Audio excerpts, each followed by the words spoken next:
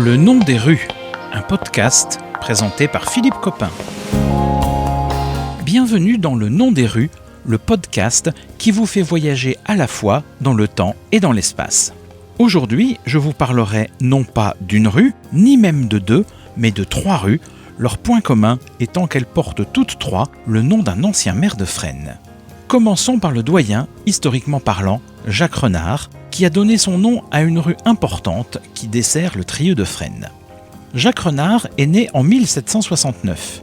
En 1795, alors fondé de pouvoir de Stanislas des Androuins, c'est avec ce dernier qu'il reprend la compagnie des mines d'Anzin. Jacques Renard devient maire de Fresnes en 1800, tout en restant associé régisseur aux mines d'Anzin. C'est à ce titre qu'il décida de l'emplacement de plusieurs puits de mines, dont celui du Sarteau, ou celui qui porte son nom, le puits Renard, à Denain. Jacques Renard ne connut d'ailleurs jamais ce puits, puisqu'il disparut pendant son fonçage en 1836. Jacques Renard fut brièvement conseiller général du Nord entre 1831 et 1833. Jacques Renard est à ce jour le maire qui resta le plus longtemps en fonction, entre 1800 et 1836. Il était aussi chevalier de la Légion d'honneur. Jacques Renard est enterré au cimetière de Fresnes dans la partie ancienne. La rue Jacques Renard, longtemps appelée Chemin du Bois, ne prit son nom actuel qu'en 1897 sous l'impulsion de Léon Renard, alors maire de Fresnes.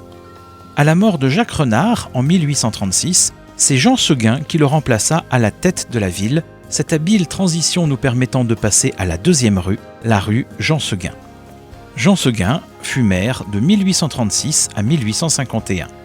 À la fin du XIXe siècle, la rue Jean Seguin s'appelait rue du Gazomètre car une usine à gaz y était installée.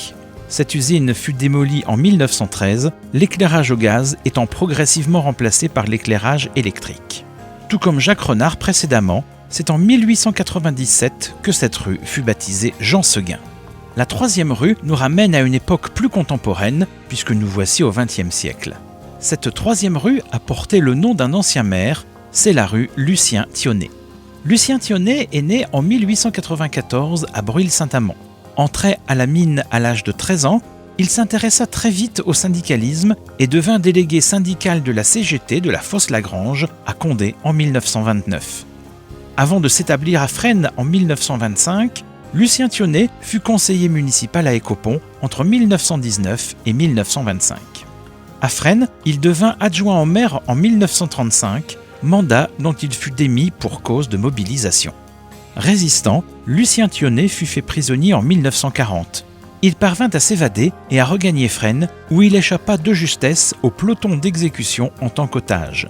À la Libération, Lucien Thionnet fut nommé maire de Fresnes, poste où il fut régulièrement réélu jusqu'en 1971, date à laquelle il quittait la vie politique en raison de son âge et de sa santé.